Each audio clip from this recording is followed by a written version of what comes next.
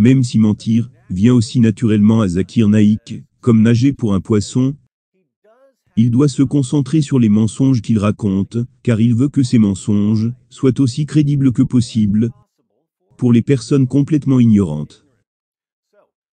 Ainsi, lorsqu'il ment, son attention est concentrée sur les mensonges, pas sur d'autres choses. L'heureux résultat est que parfois, lorsque Zakir Naik ment sur un problème, il laisse accidentellement la vérité s'échapper sur autre chose. Prenez sa présentation sur la mort et la résurrection de Jésus.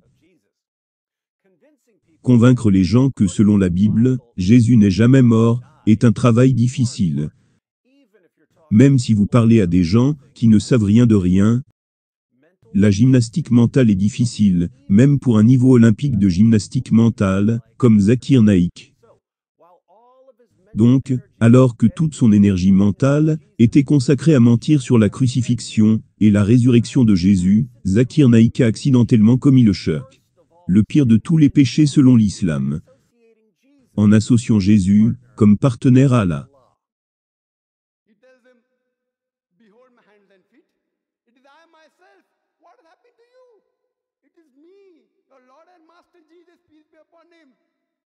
Attendez, qui a dit aux disciples qu'il était leur Seigneur et Maître?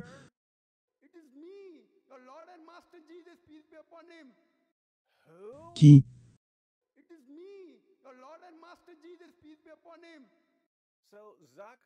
Zakir Naik résume donc le message de Jésus à ses disciples par « C'est moi, votre Seigneur et Maître, Jésus ».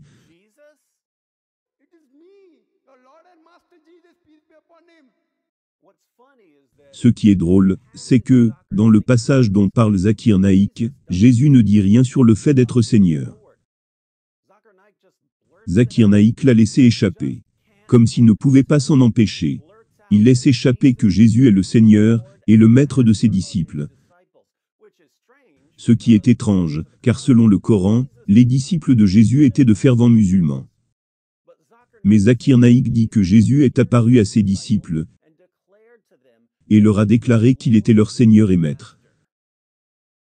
C'est bon de le savoir, Dr Zakir Naik.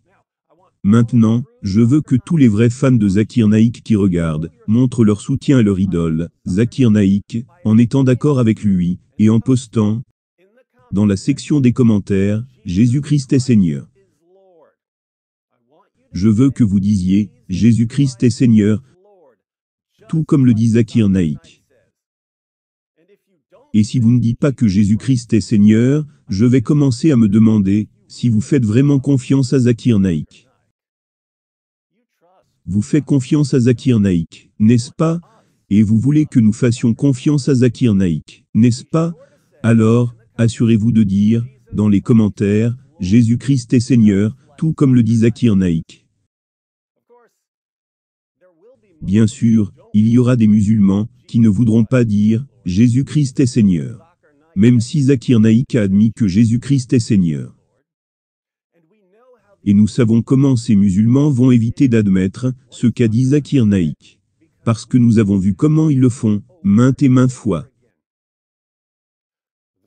Les musulmans qui ne voudront pas admettre la vérité vont dire « Comment savons-nous que c'était vraiment Zakir Naik dans cette vidéo ?»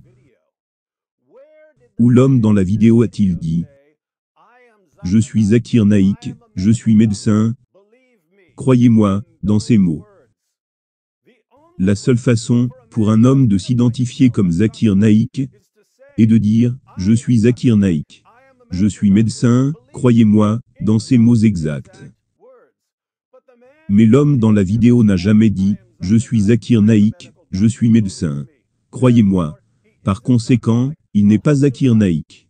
Alhamdoulilah. C'est la méthode qu'ils utilisent. N'est-ce pas? En passant, les points que je viens de soulever, dans cette vidéo ont été tirés de la section des commentaires de ma dernière vidéo. Plusieurs d'entre vous ont souligné que Zakir Naik appelait Jésus Seigneur, et que ses partisans allaient contourner cela, en utilisant l'objection, mais où a-t-il dit que je suis Zakir Naik? Alors cette vidéo vous est dédiée à vous tous. Mais c'est un problème permanent pour Zakir Naik, qu'il continue de promouvoir accidentellement la divinité du Christ. Si vous ne me croyez pas, regardez ma vidéo, Zakir Naik choque les chrétiens quand il dit cela. Et préparez-vous pour un voyage rapide à Shirk Central.